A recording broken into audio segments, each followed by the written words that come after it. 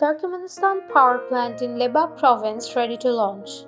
For the new gas turbine power plant in Lebab province of Turkmenistan, all works of the power plant including construction works, switchgear, plant installation, commissioning works have been concluded.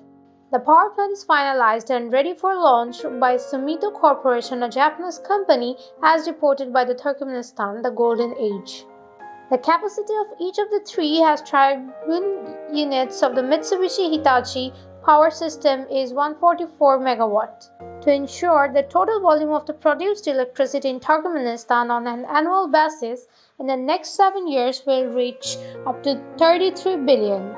The power plant launch will be another step forward, with the essential technical conditions for undistributed power supply throughout the nation's eastern part created by the launch of the new power plant with 432 megawatt capacity will open new job scopes as well, standing as the main source of electricity export of the nation.